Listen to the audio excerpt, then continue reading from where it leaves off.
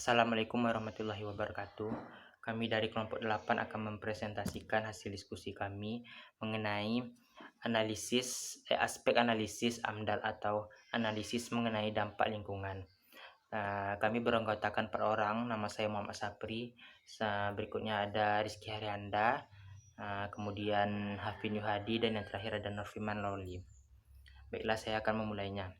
Studi lingkungan usaha merupakan suatu langkah yang penting dilakukan dengan tujuan untuk menemukan apabila lingkungan di mana usaha itu akan berdiri nantinya tidak akan menimbulkan ancaman atau justru dapat memberikan peluang di luar dari usaha yang utama. Kesalahan dalam hal ini akan berdampak negatif di kemudian hari, dan jika ini terjadi maka sangat sulit untuk mengubahnya karena akan meminta pengorbanan materi yang cukup besar. Dan tidak tertutup kemungkinan kesalahan ini dijadikan alasan bagi saingan untuk melakukan serangan terang-terangan kepada usaha atau perusahaan yang bermasalah dengan lingkungannya. Guna menghindari segala kemungkinan pengaruh negatif ini, sebaiknya dari awal setiap akan mendirikan usaha perlu membuat kajian lingkungan dan dimasukkan ke dalam unsur penilaian dari kelayakan usaha. Selanjutnya ada dampak sosial usaha. Para pakar lingkungan yang sangat mengkhawatirkan adanya suatu usaha yang didirikan akan merusak lingkungan termasuk tatanan kehidupan masyarakat akan mengalami perubahan dengan adanya usaha atau pabrik yang didirikan pada lingkungan di mana mereka tinggal. Kerusakan lingkungan itu dimulai dengan penebangan hutan, penggusuran rumah-rumah penduduk, mengubah fungsi lahan dan lain sebagainya. Dampak sosial yang sering muncul adalah adanya ketidakpuasan dari masyarakat di sekitar lokasi, baik mengenai kompetensi yang mereka terima ataupun adanya kecemburuan kepada tenaga kerja asing yang datang. Sementara mereka yang memang sudah beranak pinak di sekitar lokasi justru tidak mendapat kesempatan pada usaha tersebut. Dampak lainnya, dengan adanya sifat masyarakat yang acuh terhadap proyek ini, jika jumlah mereka banyak, maka akan sangat berbahaya bagi usaha di kemudian hari, karena jika mereka tidak ada kepentingan dengan adanya usaha di lokasi sekitar mereka, maka mereka akan sangat mudah dihasut oleh pihak lain yang tidak senang dengan adanya pendirian usaha pada lokasi itu, dan akan cepat berubah menjadi musuh bagi perusahaan. Karena itulah dalam kelayakan penerimaan lokasi, sikap masyarakat ini perlu dipertimbangkan. Apakah lebih banyak masyarakat yang mendukung atau yang tidak mendukung? Barulah diputuskan pemilihan lokasi, walaupun mungkin pertimbangan biaya operasi lebih tinggi dibandingkan lokasi lain. Selanjutnya akan dilanjutkan oleh Rizky Haryanda. Assalamualaikum warahmatullahi wabarakatuh. Saya Rizky Haryanda. Saya di sini akan membahas tentang dampak ekonomi usaha dan dampak fisik. Dampak ekonomi usaha. Dalam kita mendirikan perusahaan yang baru, pasti akan mempengaruhi kegiatan perekonomian dari suatu daerah tersebut. Oleh sebab itu, kita perlu mempelajari tentang studi kelayakan, di mana studi kelayakan ini adalah mengkaji lebih dalam mengenai dampak dari ekonomi.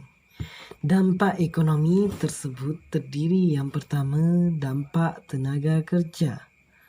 Dampak tenaga kerja ini, dalam kita mendirikan perusahaan baru, kita banyak merekrut tenaga kerja secara besar-besaran. Yang kedua adalah apakah ada pengusaha atau investor yang baru yang ingin membuka usaha dengan mengikuti jejak usaha kita. Yang ketiga, besarnya pendapatan pajak. Yang keempat, besarnya retribusi daerah tersebut. Yang kelima adalah kerugian atas pengalihan tanah ke lokasi usaha. Kita perlu cermat dan kita harus mengetahui tentang dampak dari ekonomi tersebut. Kita dapat membandingkan antara dampak positif dan dampak negatif yang merugikan. Dampak fisik. Dampak fisik ini merupakan studi mengenai dampak fisik. Apakah ada atau tidaknya dari kita mendirikan perusahaan baru berdampak pada lingkungan dan tenaga kerja. Contoh dampak dari lingkungan adalah kerusakan alam. Pelaku studi bersama para ahli mengenai dampak lingkungan yang di negara kita diatur oleh pemerintah, yaitu analisis mengenai dampak lingkungan, yang dimana hasil studi tersebut merupakan poin-poin penjelasan mengenai pendirian kita yang akan berdampak pada lingkungan, yang dimana hasilnya akan dianalisis apakah besarnya dampak positif atau negatifnya. Kemudian akan dibandingkan dengan besarnya biaya-biaya yang dikeluarkan mengenai dampak lingkungan. Dan besaran biaya-biaya mengenai dampak lingkungan akan dicek lagi dengan besarnya modal investasi kita. Apakah besarnya biaya-biaya mengenai dampak lingkungan lebih besar daripada modal investasi kita? Atau apakah kecilnya biaya dampak lingkungan daripada biaya modal investasi kita? Jika lebih kecil biaya mengenai dampak lingkungan, lebih besar modal kita, maka kita perlu menerapkan analisis mengenai dampak lingkungan tersebut. Sekian dari video saya. Terima kasih. Assalamualaikum warahmatullahi wabarakatuh. Baiklah, selanjutnya prediksi kemungkinan dampak lingkungan.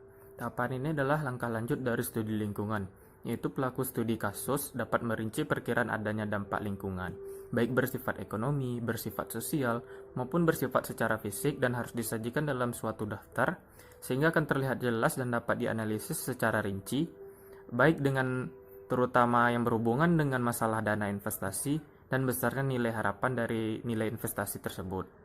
Prediksi dampak sosial haruslah dapat dirinci dengan cara apa saja yang dianggap membawa dampak positif atau negatif dari adanya usaha tersebut terhadap kondisi sosial masyarakat di sekitar lokasi usaha tersebut.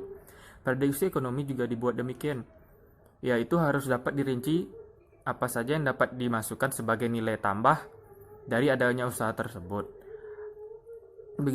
Begitu juga dampak fisik harus dapat merinci kemungkinan apa saja yang dapat timbul di sekitar lingkungan lokasi yang mengakibatkan pencemaran udara, pencemaran air, apa saja yang dilakukan untuk menanggulangi dampak fisik ini.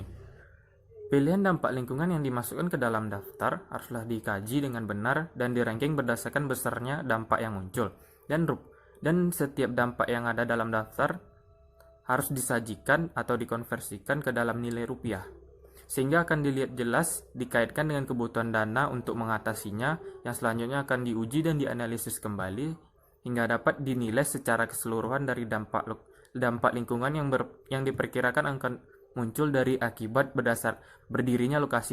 berdirinya usaha di lokasi sekitar masyarakat tersebut, yang akan menentukan apakah ide atau gagasan pendirian usaha ini layak jika dinilai dari dampak lingkungan.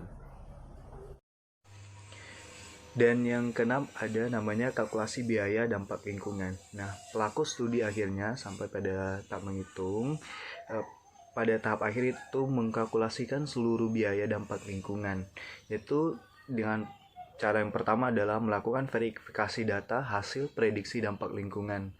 Nah, itu yang pertama. Yang kedua, meneliti ulang kebenaran. Nah, kira-kira siapa tahu ada yang salah tafsir atau bagaimana. Yang ketiga, membuat daftar kalkulasi biaya dampak lingkungan dan menghitung seluruh biaya yang mungkin akan timbul. Jadi itu harus dihitung lagi kan, dibuat lagi daftarnya. Yang keempat, menganalisis biaya dampak lingkungan dengan sasaran untuk melakukan perbandingan antara biaya penanganan dampak lingkungan dengan dana investasi. dan dari benefit dari perusahaan itu sendiri, benefit timbal balik gitu atau laba. Menganalisis biaya dampak lingkungan, tujuan dari kegiatan ini adalah agar dapat menguraikan secara detail pengaruh dari masing-masing dampak lingkungan terhadap pelaksanaan operasional usaha di masa yang akan datang. Selain itu, dengan menganalisis besarnya dana yang dikeluarkan untuk menanggulangi dampak lingkungan, agar akan dapat diperkirakan apakah dana nilai ini masih layak jika ditinjau seluruh dana investasi yang tersedia. Beberapa persentase dari seluruh dana investasinya, bagaimana cara melakukan depresiasi dan dana ini dalam dana ini dalam operasional usaha. Sekian dari kelompok dari pemateri kami. Apabila ada kesalahan, mohon dimaafkan.